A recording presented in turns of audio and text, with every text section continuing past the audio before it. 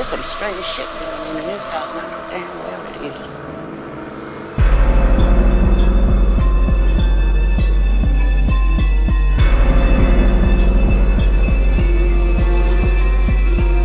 It's some strange shit going on in this house, and I know damn well it is.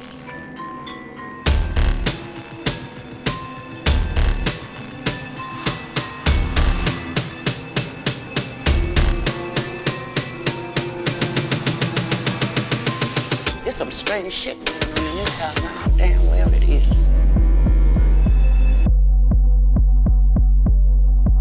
Lord have mercy. I ain't been this nervous since I've been black. Hey stranger, welcome to High Strangeness, a sad, sexy, spooky anthology with an explicit gaze on the beautiful horrors of black queer life. The story you're about to hear happened to someone, somewhere, maybe to someone like you. Someone whose body has become a cage. Someone who's asking the terrifying question every aging queer man asks when the world stops looking back. Am I enough?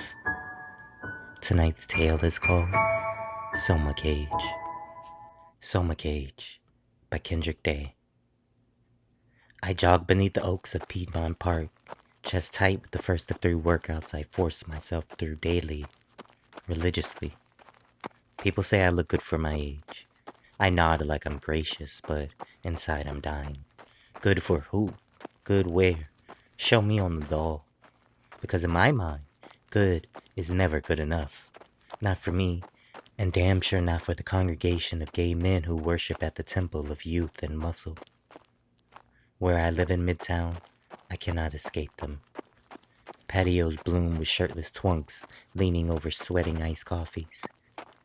Billboards along Peachtree beam with impossible bodies, frozen mid-flex. Rainbow flags ripple from storefronts waving for everyone but me. Pride, sure, but it's pride for only the beautiful ones. The rising sunlight makes halos of all this. It mocks me without even noticing me. I finish and drift toward the cafe. The doorbell chimes as I step into a hive of chatter and clinking porcelain. My shirt clings damp to my chest.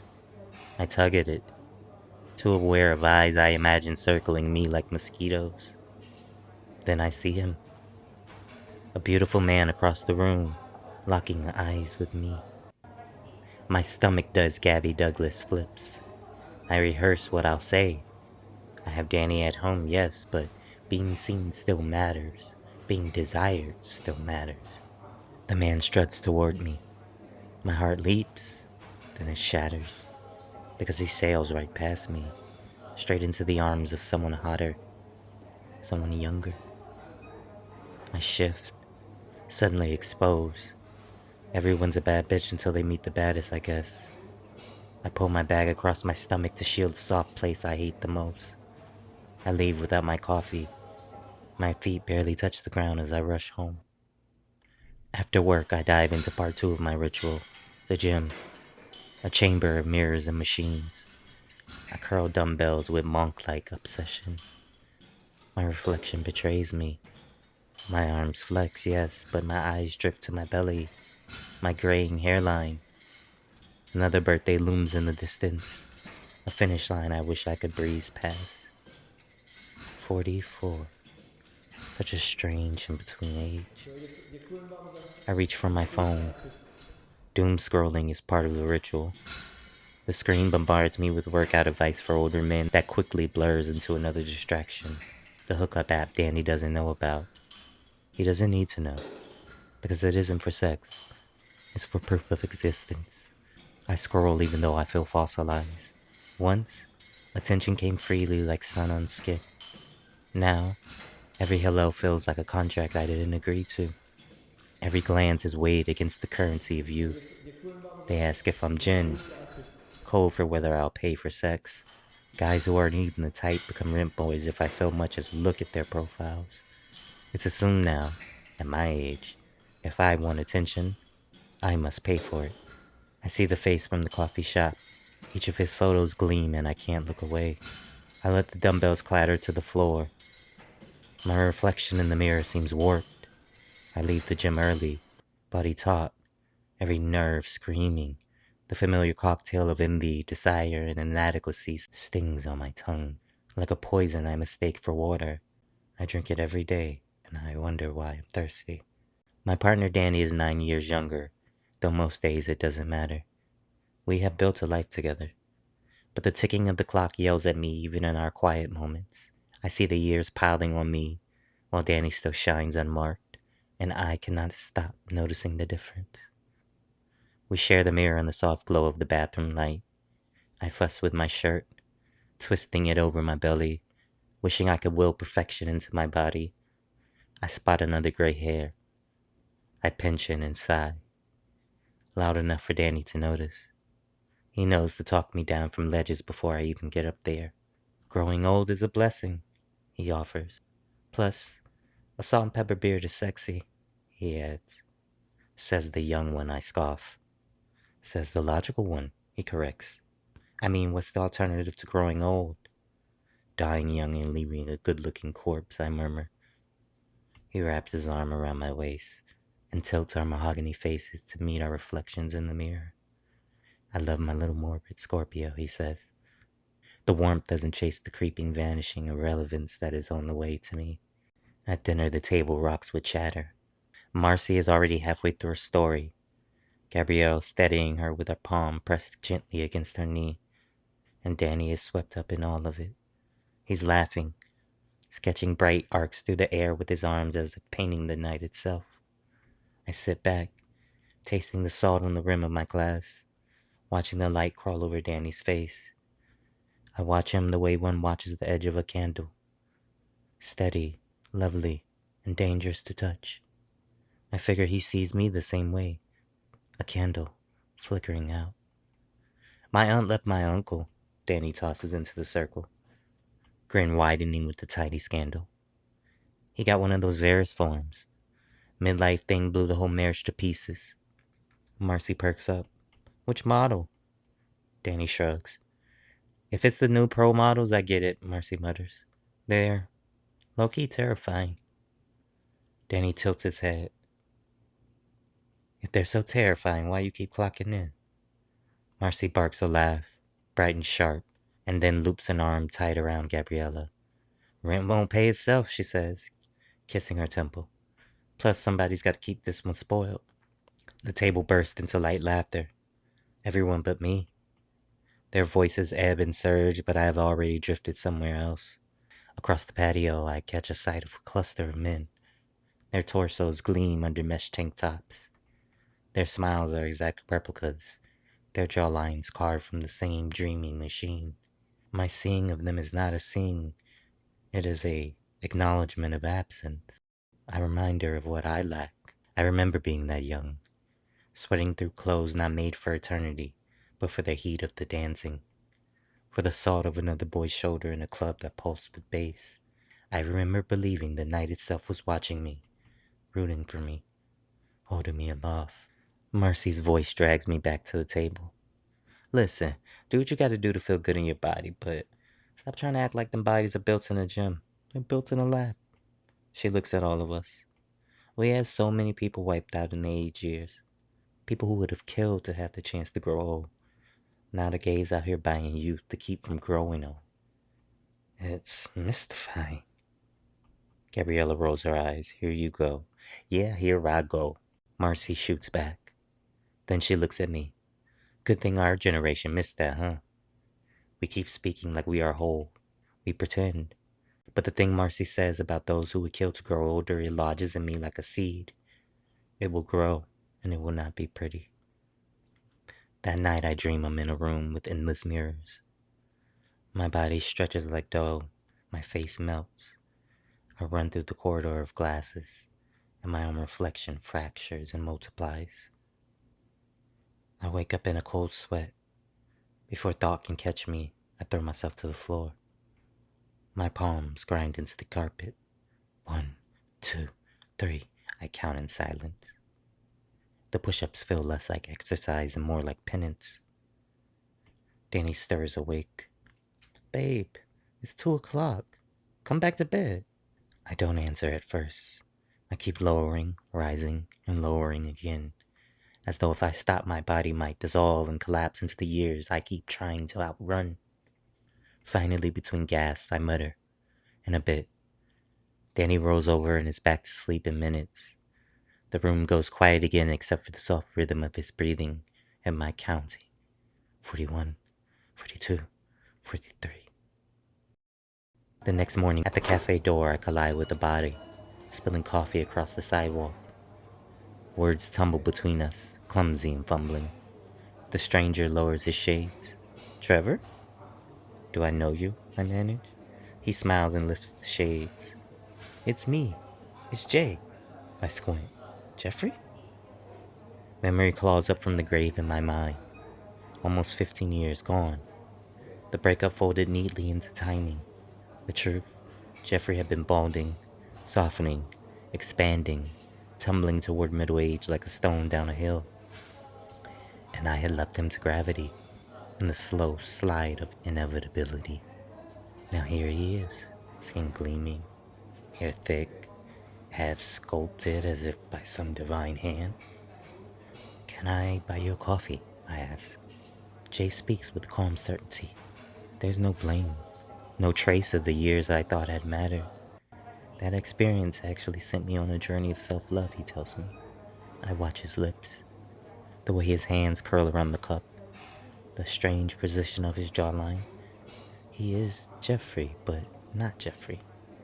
The ghost of the boy I kissed in stairwells, who whispered my name into the dark, has been poured into this brighter vessel. And in kind, he notices me noticing him. A blush spreads across his polished cheekbones. "You always were shy," when he says. "Go ahead, ask me." The words jam in my throat. I didn't want to be rude. "It's a Varus form," he beams. "I just upgraded to the pro model." "Is it strange?" "Undoubtedly," he goes on. "But for me, it's like a second youth. We gays need that, you know?" His eyes catch the cafe light, an artificial twinkle, manufactured starlight. We spend most of our adolescence in the closet pretending. This, he lifts his hands as if to show the air itself. This is made for us. I cannot speak. "Your birthday's coming up, ain't it?" he asks calmly. I sigh. He leans in. "Maybe a second youth is the perfect birthday gift to yourself." "Maybe," I say, but inside I'm already contemplating. I wake with the nightmare still marred in my mind. Danny sleeps beside me. I watch the slow rise and fall of him like a tide. I leave the bed carefully as if lifting a sleeping child from a cradle. My phone blinks across the nightstand. The clock switches to 4:44 a.m. The numbers call me, curling at the edge of reason, and I reach, drawn like a moth circling Prometheus's flame. I doom scroll. The hookup app slides past profiles until an ad forces itself between them. An orchestral version of Forever Young plays. A warm voice climbs out of the phone. I am not held hostage by my own biology. My body is clay. My face is a canvas. This is not fantasy. This is Varus Form Pro by Soma Labs. My youth is not behind me. It is forever ahead. A faceless, flawless body rotates on the screen. Sliders appear and the mesh body morphs in a breath. Muscles sharpen, hair thickens, age unspools backward. The man on the screen is less a person than the answer to a question I've been asking in secret. "Trevor?" Danny's voice cuts through the room. He leans in at the doorframe with sleep still pooling in the corners of his eyes. "Don't tell me you're thinking of getting one of those," he says. "I need to look fab for my birthday." The words tumble out before I can stop them. "You already do, Trev," he says, voice firmer now. He shakes his head slightly as he goes upstairs. "Come back to bed." The ad pulses at me. My fingers hover over the button. I think of Danny, of mirrors that have never agreed with me, of the parties and crowds I want to be younger for, and I tap add to cart. The package arrives in a white slab of box. There's minimal type on the lid, which figures because consumer tech learned to whisper promises instead of shouting them. I peel the seal. The top lifts with a magnetic click that sounds like a transaction finalizing. And there, nestled in foam and tissue, is my new body. I pull it away and jump. The thing inside is the shape of a man, but its face is a blank surface. It is almost obscene in its quiet perfection. On top of the body, there's a small envelope with instructions. The language is clinical and gentle all at once. 1. Upload consciousness into the Verisform Pro via the Soma Labs Neuralink app. 2. Discard previous body according to local guidelines. Discard.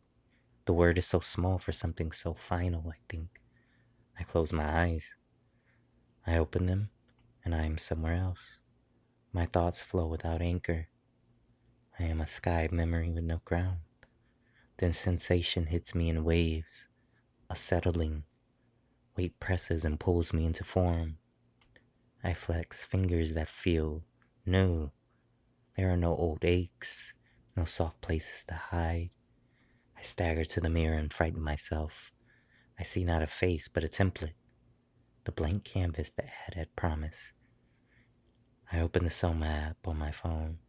I shift the sliders and play with them a bit. Cheekbone plus 2.4, click. Jawline negative 1.1, click. Each adjustment sends a near instant frame update, and my mesh morphs. Skin textures repaints in a carousel that makes me dizzy with possibility. Then the UI presents a preset, Youth 21. I click it and watch myself settle. The numbers tick down and then stop. The face that stares back at me from the glass is a younger model of myself, pulled from uploaded archives. I have been updated. I am young again. My eyes drift first to my body, my old body, and then to the empty packaging gleaming as though some god of commerce has lent me a coffin. I lower myself and not myself inside. I've never seen myself like this. Not really. Mirrors give you only angles and half-truths. Phone cameras are for their photogenic, I always say. But now, with new eyes, I see myself the way you see a sunset for the first time. Whole and blindingly honest. I press a hand to his cheek. He's warm, but already cooling. The lines at the corners of his eyes, the soft arc of his belly, are all proof that I once lived as a mortal man. Proof that I was loved in this form. For one ridiculous instant, I expect the eyes beneath the lid to open and look at me, to accuse me perhaps, or forgive me. They do not. I want to kiss his forehead, but I don't. I just close the lid, like the last page of a book I'll never open again. I set the box at the curb. Tomorrow the trucks will come to claim him. The landfill will open its jaws, iron teeth grinding memory to dust. I turn and leave as if it were someone else's body I just dumped at the curb. When Danny comes home, I'm in the living room, moving with the delighted shock of a child in a grown man's suit. He pauses in the doorway. Something like a bruise of hurt blooms across his face. He walks a small distance between us like he's learning a new map. Trev?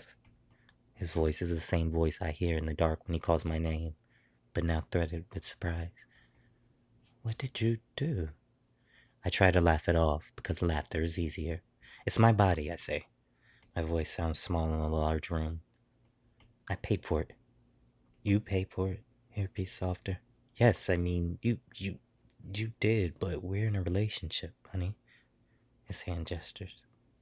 You made this choice without telling me. He steps closer and reaches out.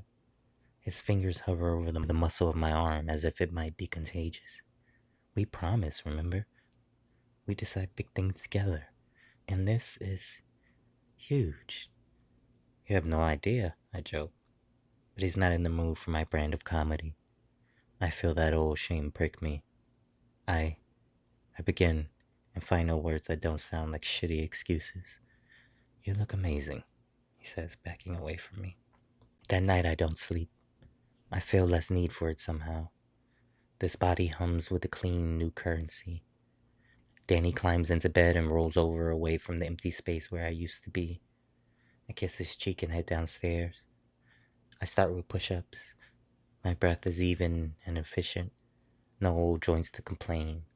I count in a whisper. 1, 2, 3, 4. The clock tick-tocks. I push until my arms tremble with that beautiful ache. Proof I'm still alive. Just new. In the morning, I run my old route, but now the city runs with me. The sun glides my skin, and every sidewalk becomes a little altar where strangers offer me worship in the form of glances and second takes. At the cafe, the barista sees me coming and hands me my drink for free. On the house, she says, I feel like a comet. At the gym, I watch myself the whole time. I practice angles. I rehearse smiles. I taste the reveal on my tongue already. Soon, I will unveil this body. My birthday, not a birthday, my rebirth will eat. On the walk home, the city feels like a stage. And then I see Jeffrey at the other end of the street. My chest swells with eagerness to reveal my new self. But something is wrong. For a heartbeat, the air bends and I see not bronze perfection, but my familiar, old flesh. A face that is mine, ghosted across the glass of this new mask. I bolt the other way from Jeffrey. Home is a sprint. I shove the open door, fling myself to the mirror, and there I am, smooth, perfect, young. Danny watches me like I've arrived in his house as some new species. In that look, I hear every unasked question. Where did the man I love go? I slide my smile into place and it almost fits. We sit at the table with his laptop open between us. We're scrolling through old photos from my birthday slideshow. Scenes of my old body flash across the screen. Me with cheeks heavier than memory allows. Me with a soft belly pressing against a shirt that once fit loose. How come you didn't tell me I was getting so out of shape? I asked Danny. Because I loved you regardless, he says. I flick my gaze back to the screen. The photos pulse for a heartbeat. The glossy black edge catches my face. It is not gleaming, not perfect. Glitching, reverting toward the blank Varus form default. Danny taps a photo from Bulldogs years ago. You remember this night? I do remember. Heat, drinks, the music vibrating through our bones, his hand locked in mine. But the memory slips, eclipsed by the faceless shimmer in the screen. I shake my head and it flickers back. Yes, I say. Danny's smile falters. He tilts his head, watching me, not the photos. Danny wakes me with cake. He's smiling so earnestly like our world is still ordinary. I applaud him for that. He sets the plate on my lap. Happy birthday, Trev. I look at the frosting, bright supermarket red against pale sponge, and I feel nothing. No tug in my stomach. Just a hollow refusal. My appetite is gone. Switched off like every other unnecessary function. Make a wish, Danny smiles. I don't though. I already have everything I want. The air of my party sparks with champagne, flutes, and camera flashes. My cake sits in the middle like a small monument. 44, a number I both own and fear. Friends and family fill the house. Their laughter ricochets off the walls. Over them an early 2000s pop track Danny queued up to make me laugh throbs. I bask in it all. Their eyes on me. The gasp and whispers as I glide into the room. Damn, Trevor, you look unreal. You ain't aged a day. You look so young. Hands reach for me. They orbit me like planets around a blazing sun. This is what the Varus form promise. A newness that draws people close. Danny leans in the kitchen doorway watching me, arms crossed, a smile curving his lips but not reaching his eyes. I take Danny's hand and we move across the floor. He smiles, but I see it there, his quiet worry. The question of how much of me is still me. The slideshow flickers above the buffet. Images of old birthdays, old faces, old me. My eyes catch my own reflection mid-transition. The world hiccups and suddenly the music warps. The lights wobble. I press a hand to my temple. I mutter, and the floor tilts beneath me. Danny's hand tightens around mine, but I'm already pushing through the crowd, past loved ones who toast me in my oblivion as I hide my face. The bathroom door slams behind me. I stare at the mirror. I Blink and the image shifts again, old and young me and not me. Then I hear a voice. Hey, birthday boy. It's Jeffrey. I hide my face. He walks closer to me. He takes my hands off my face. He massages my temples. Sometimes your old face fights back. It'll settle. I look down in shame. It feels weird, don't it? He grins as his eyes scan me. I nod. It's like I wasn't alive before this. You'll get used to not sleeping and not eating, he tells me. But the sex makes up for it. I look down in shame. He catches it. You haven't even... He gestures crudely. Tested it out. I blush. A silly little mix of embarrassment and curiosity. No, I admit. Not yet. His grin sharpens. We slip down the narrow hall into the spare room and I close the door behind us. Jeffrey's hands grip my waist. I hesitate. My chest tightens. Part of me is still tethered to the world beyond this room, but the relief of seeing my new face, the thrill of untouched perfection propels me forward. His lips are on mine. There's a flicker of doubt, but the mechanical response of the body takes over and I melt into it. The kiss deepens. My mind drifts as I watch myself as if from a distance. The door opens, and Danny's standing there in the threshold taking in the scene. My shirt half open, Jeffrey's hand still at my waist. Jeffrey pulls back and mutters an apology and slips past Danny and out the door. Danny stands there with his eyes searching mine, trying to understand the man he loved. I put my hand on his shoulder. Danny jerks himself free and takes a step back. I wanted to be new so badly, Trevor. Well, congratulations. He throws his hands into the air. You got the perfect body. But in your mind, you're still the same teenage fag who didn't get enough attention in the club. I flinch. His words slice deeper than any scar. I reach for him, but he shakes his head and slams the door behind him. I stare at the mirror, at the reflection I bought, glitching in and out. I waltz back into the party like nothing happens. It's mine after all. The crowd still glows, still reaches for me, still orbits me. My smile is stiff and my laugh glitches. And in the shadow of Danny's absence, for the first time, I feel the emptiness of perfection. These days, the apartment is quiet without Danny. His absence is a sound of its own. I move through the motions. The rituals are mine, yet these days feel stitched from someone else's choreography. Outside, the city presses close, full of strangers, but every eye feels like it knows the seam in my mouth, the wrinkle that waits to rise, the scar beneath my skin that no serum can smooth. At the cafe, the barista's hands pass me my drink without her usual smile. At the gym, men avert their eyes from the mirror, as if my reflection could infect theirs. I keep moving, past the fountain, past couples sprawled on the grass. I log the macros, swipe through various update after update. I pretend I don't see Danny's face in my notifications, learning to live life again, unburdened by me. I stop at a storefront. Neon slices the glass into fractured angles. My reflection stares back. The surface quivers. My face splits like a cracked photo. Youth and age overlaid, each fighting to claim the same space. The old me exhales against the glass. The man who has lived, who has loved, who has been loved, who has hurt and failed and forgiven, belly soft beneath a shirt that has held decades. And for the first time I do not recoil. People pass.